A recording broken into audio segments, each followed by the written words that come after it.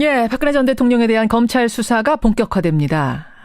언제 출두해라 이렇게 소환 날짜를 오늘 통보할 예정인데요. 신부는 피의자가 될 거다 이렇게 발표했습니다. 코앞으로 다가온 검찰 조사 이모저모 국민의당 김경진 의원과 함께 짚어보죠. 김 의원님 안녕하세요. 네, 안녕하십니까. 수사의 절차, 그 수사의 프로세스를 쭉 볼 때 소환 일정을 통보한다라는 건 어떤 의미입니까? 그러니까 이제 그 피의자라든지 수사의 내용 또 수사의 어떤 사항에 따라서 소환 일정이 갖는 의미가 각각 다를 수는 있는데요. 예. 이번 사건은 어쨌든 직전까지 대통령이었던 그리고 탄핵으로 파면된 이 전직 대통령에 대한 소환 아니겠습니까? 그렇죠.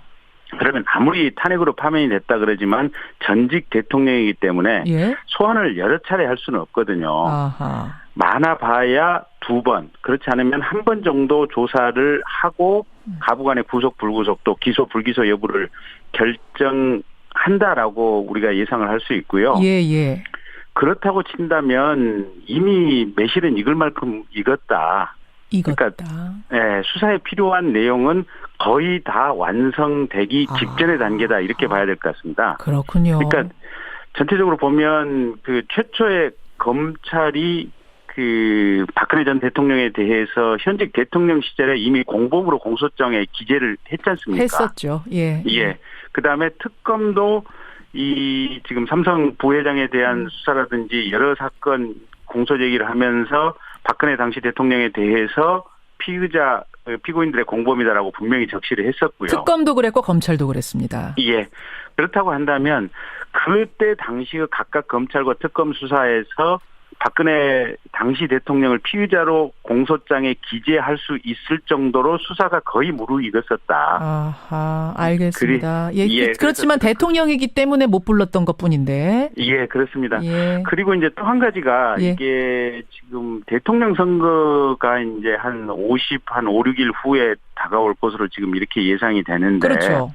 예, 그러면 대선과 이 수사의 시점 또 기소의 시점을 어떻게 할 것이냐. 그래서 일각에서는 대통령 선거 끝나고 나서 부르는 게 어떻겠느냐라고 하는 주장을 하는 이제 일부 정당이 있는데 자유한국당 의원들이 그런 얘기해요. 대선에 영향 미쳐서는 안 된다. 대선 다 끝나고 부르자. 수사하자.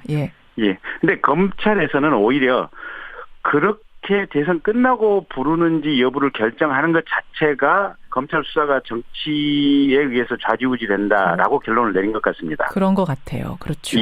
그래서 신속하게 대선의 본선거 후보 등록 이전에 어쨌든 조사와 기소 여부를 가급적이면 최종 결정까지 다 마무리 지어버리자. 이렇게 지금 예상이 됩니다. 그러면 박근혜 전 대통령 소환에 바로 응할까요? 지금까지는 대면 조사 비공개로 하는 것조차도 이런저런 이유 되면서 다 빠져나갔는데 이번엔 응하겠습니까? 그래서 이제 두 가지 가능성이 병존을 하는데요. 이제 지난번에 불응을 했었던 것은 이게 탄핵, 그러니까 본인이 대통령직을 잃느냐 유지하느냐 탄핵 재판과 직간접으로 연결이 돼 있었거든요. 그렇죠. 그래서 검찰에 나가서 조사를 받는 것이 경우에 따라서는 탄핵 재판에 결정적인 영향을 미칠 수 있다라고 생각을 하고 주변에 법률 조언을 하시는 분들이 나가지 마라라고 얘기를 했을 가능성이 있고.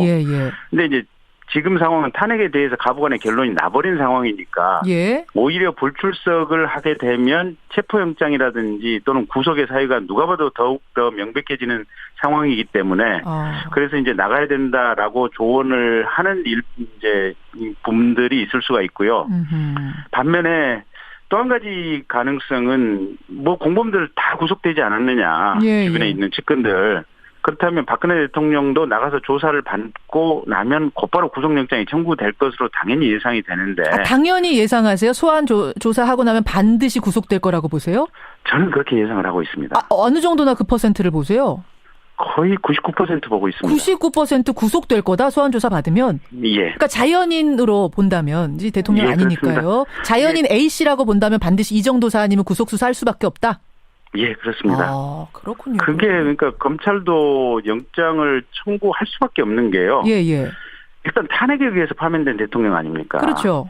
거기다가 주요 공범들 이재용 삼성 부회장을 포함한 주요 공범들이 다 구속이 됐지 않습니까?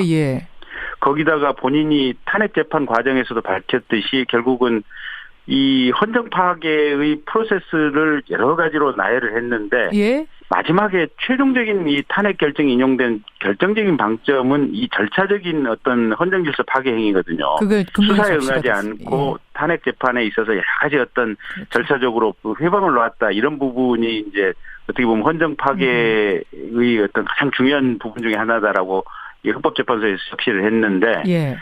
그 부분도 검찰에서 무시할 수가 없을 겁니다.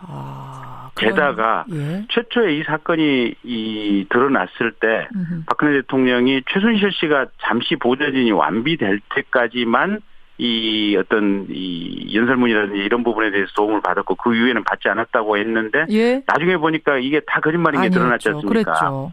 그리고 최순실 씨라든지 주변 사람들 증거인멸했던 객관적인 물증 인멸했던 것도 예, 여러 가지로 나타났고 알겠습니다. 또 태블릿 PC 조작됐다는 내용을 주변에서 예. 흘린 이런 과정들이라든지 이런 것들을 보면 예. 도주 및 그러니까 증거인멸의 어떤 과정들을 전 국민이 생생하게 목도를 했고 그로 인해서 국민들이 엄청난 분노를 가지고 있고 또 엊그제 일요일 날 사저에 들어가시면서 끝까지 진실을 밝히겠다고 했기 때문에 그렇죠. 그 과정이 도주 및 증거인멸의 우려, 특히 증거인멸의 우려가 농후하다라고 판단할 수밖에 없는 상황이어서 아하. 그래서 검찰은 영장 청구 가능성이 저는 99% 된다고 봅니다. 99%다. 그러니까 일반인 박 씨라고 봤을 때는 이 상황에서는 구속을 할 수밖에 없다라는 게 검찰 출신 김경진 의원 생각이신데 네. 아까 무슨 얘기를 하다가 지금 이 얘기로 흘러왔냐면요. 그러니까 소환 조사에 응할 가능성이 첫 번째지만 두 번째 아닐 가능성 얘기하다 지금 이 얘기가 나왔어요. 그래서 그러니까 이제 이렇게 상식적으로 검찰이 구속영장을 청구한다고 이렇게 예상을 했을 때 그러면 어차피 구속이 되는데 그러면 이 정치적인 메시지 본인이 추후에 본인과 본인 주변 세력들이 나중에 정치적으로 살아남기 위한 어떤 상징을 국민들에게 특히 자신을 지지하는 국민들에게 이렇게 남겨놓아야 되는데 그게 억지로 강제로 끌려가는 모습을 연출해야 된다. 그런 과정을 통해서 본인이 억울하게 정치적으로 이렇게 뭔가 이렇게 형사처벌을 받았다. 이런 이미지를 지지자들에게 남겨야하기 때문에 그러기 위해서는 자진 출석을 하지 말라라고 조언하는 사람들도 분명히 있을 것 같습니다. 그러니까 버티다 보면 이제 검찰도 자존심이 있는데 가서 뭔가 체포영장 가지고 체포를 하겠죠. 그 과정에서 지지자들과 막 충돌도 있을 거고 굉장히 좀 이렇게 동정론 같은 게 일 수도 있으니까 그걸 생각해서라도 정치적인 계산을 해서라도 일단 끝까지 버티자라고 조언하는 그룹이 또 있을 수도 있다. 그러면 박근혜 전 대통령은 첫 번째를 선택할 것인지 두 번째를 선택할 것인지 이제 그거는 또 저희가 지켜봐야 될 것인데 어쨌든 양심과 상식으로 생각한다면 이렇게 출석해서 다 인정할 부분 인정하고 본인의 죄를 뉘우치고 반성하는 것이 제일 좋은 모습인데 지금까지 이 사건이 쭉 문제되고 밝혀져 온 과정 중에 전 대통령이 취했던 모습을 보면 첫 번째의 모습을 취할 가능성이 얼마나 있을까 저는 조금 회의적입니다. 근데 우리가 참 얼마 전까지 어쨌든 우리 국민이 뽑은 우리의 지도자 아니었습니까? 국가 수반이었는데 두 번째 같은 모습을 계산하고 있다고 생각한다면 정말 너무 씁쓸해지는데요. 너무 슬퍼지는데요.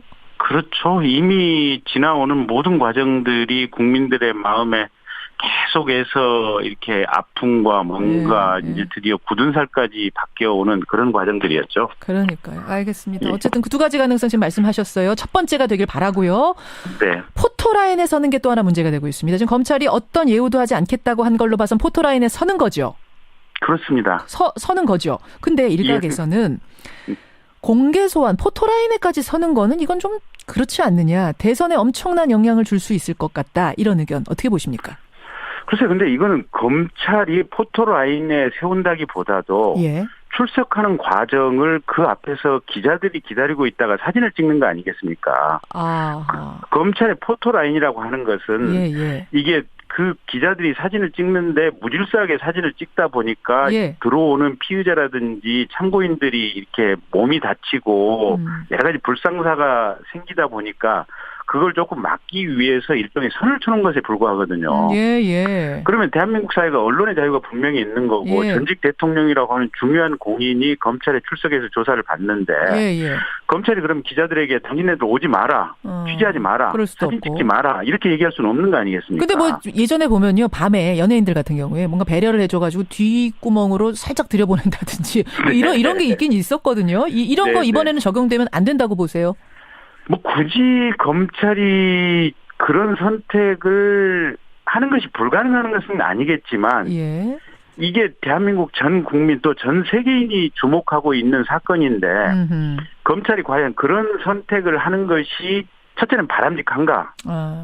바람직하지 않다고 보고 있고요. 네. 그런 선택을 할 리도 없을 것이다. 그다음에 그러네요. 대통령 본인도 예. 어쨌든 죄가 있든 없든 검찰청에 출석하는 모습을 그렇게 비밀리에 들어갔다 나오는 것이 가능하다고 생각할지 또 예. 그러고 싶으실지 그분도 한번 그 부분도 반문해보고 싶습니다. 여기까지 오늘 말씀 듣죠. 김경진 의원님 고맙습니다. 네, 고맙습니다. 검사 출신 국민의당 김경진 의원이었습니다.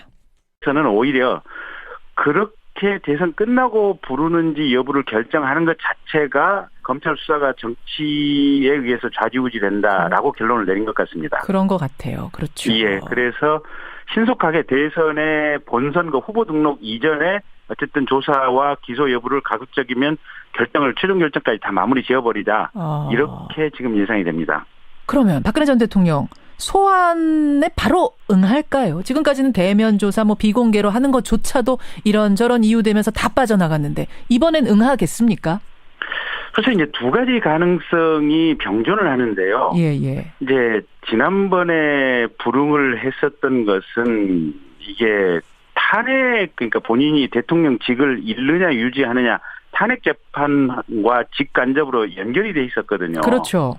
예, 그래서 검찰에 나가서 조사 대통령이기 때문에 예. 소환을 여러 차례 할 수는 없거든요. 아하. 많아봐야 2번, 그렇지 않으면 1번 정도 조사를 하고 가부간의 구속 불구속 또 기소 불기소 여부를 결정한다라고 우리가 예상을 할 수 있고요. 예.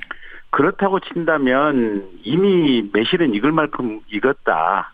그러니까 수사에 필요한 내용은 거의 다 완성되기 직전의 단계다 이렇게 봐야 될 것 같습니다. 그렇군요. 그러니까 전체적으로 보면 그 최초의 검찰이 그 박근혜 전 대통령에 대해서 현직 대통령 시절에 이미 공범으로 공소장에 기재를 했지 않습니까? 했었죠. 예. 그다음에 특검도 이 지금 삼성 부회장에 대한 수사라든지 여러 사건 공소 제기를 하면서 박근혜 당시 대통령에 대해서 피고인들의 공범이다라고 분명히 적시를 했었고요. 특검도 그랬고 검찰도 그랬습니다. 예. 그렇다고 한다면 그때 당시 각각 검찰과 특검 수사에서 박근혜 당시 대통령을 피의자로 공소장에 기재할 수 있을 정도로 수사가 거의 무르익었었다. 아하, 알겠습니다. 그렇지만 대통령이기 때문에 못 불렀던 것뿐인데. 예, 그렇습니다. 예. 그리고 이제 또 한 가지가 이게 지금 대통령 선거가 이제 한 5, 6일 후에 다가올 것으로 지금 이렇게 예상이 되는데. 그렇죠. 예, 그러면 대선과 이 수사의 시점 또 기소의 시점을 어떻게 할 것이냐. 그래서 일각에서는 대통령 선거 끝나고 나서 부르는 게 어떻겠느냐라고 하는 주장을 하는 이제 일부 정당이 있는데 자유한국당 의원들이 그런 얘기해요. 대선에 영향 미쳐서는 안 된다. 대선 다 끝나고 부르자. 수사하자. 예. 근데 검찰에서 박근혜 전 대통령에 대한 검찰 수사가 본격화됩니다. 언제 출두해라. 이렇게 소환 날짜를 오늘 통보할 예정인데요. 신부는 피의자가 될 거다. 이렇게 발표했습니다. 코앞으로 다가온 검찰 조사 이모저모 국민의당 김경진 의원과 함께 짚어보죠. 김 의원님 안녕하세요. 네, 안녕하십니까. 수사의 절차, 그 수사의 프로세스를 쭉 볼 때 소환 일정을 통보한다라는 건 어떤 의미입니까? 그러니까 이제 그 피의자라든지 수사의 내용 또 수사의 어떤 사항에 따라서 소환 일정이 갖는 의미가 각각 다를 수는 있는데요. 이번 사건은 어쨌든 직전까지 대통령이었던 그리고 탄핵으로 파면된 이 전직 대통령에 대한 소환 아니겠습니까? 그렇죠. 그러면 아무리 탄핵으로 파면이 됐다 그러지만 전직을 받는 것이 경우에 따라서는 탄핵 재판에 결정적인 영향을 미칠 수 있다라고 생각을 하고 주변에 법률 조언을 하시는 분들이 나가지 마라라고 얘기를 했을 가능성이 있고. 예, 예. 근데 이제 지금 상황은 탄핵에 대해서 가부간의 결론이 나버린 상황이니까 예. 오히려 불출석을 하게 되면 체포영장이라든지 또는 구속의 사유가 누가 봐도 더욱 더 명백해지는 상황이기 때문에 그래서 이제 나가야 된다라고 조언을 하는 이제 분들이 있을 수가 있고요.